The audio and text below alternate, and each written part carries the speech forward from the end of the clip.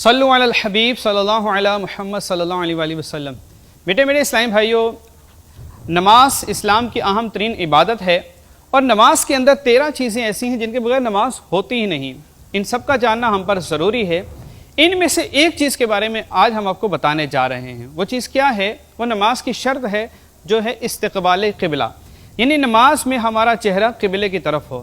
قبلے کا تعین، قبلے کی درستگی جاننے کے لیے آج ہم آپ کو بہت کچھ بتانے جا رہے ہیں۔ یہ کیسے جان سکتے ہیں؟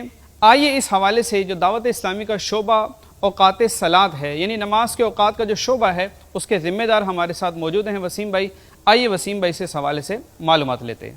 سال میں 2 مرتبہ 27-28 مئی کو پاکستانی وقت سے دن کے 2:18 اور 15-16 جولائی کو پاکستانی وقت سے دن کے 2:27 پہ کسی بھی ورٹیکل شے کے بننے والے سائے کی مدد سے یا کسی بھی لٹکی ہوئی چیز کے بننے والے سائے کی مدد سے ہم بآسانی قبلہ معلوم کر سکتے ہیں۔ دیکھیے، کسی بھی شے کا سیدھا کھڑا ہونا آسمان کی جانب یہ ضروری ہے، کسی بھی جانب وہ جھکی نہ ہو۔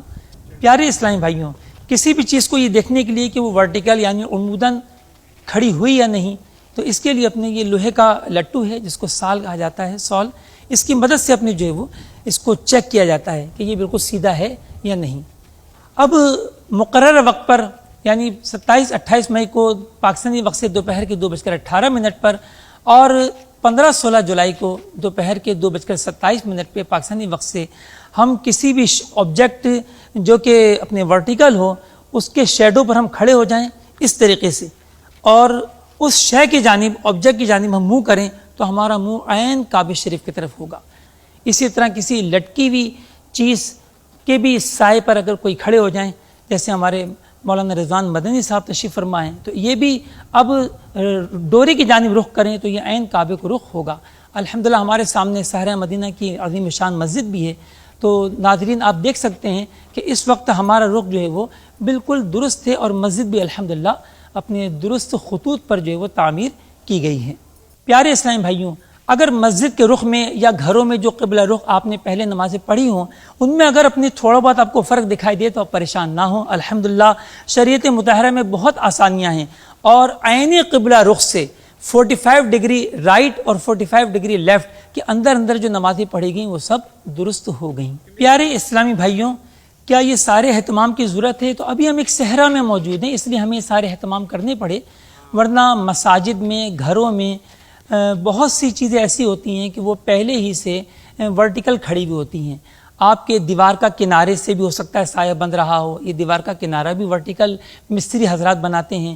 گھر کے دروازے سے، دروازے کی چوکھٹ سے سایہ بن رہا ہو، کھڑکی سے سایہ کمرے کے اندر آ رہا ہو، یا کوئی کھمبا لگا ہوا ہو، اپنے عموماً وہ بھی جو ہے وہ اپنے ورٹیکل ہی لگائے جاتے ہیں، تو یہ ساری چیزیں آپ کو قبلے کا شناخت کا ذریعہ بن جاتی ہیں۔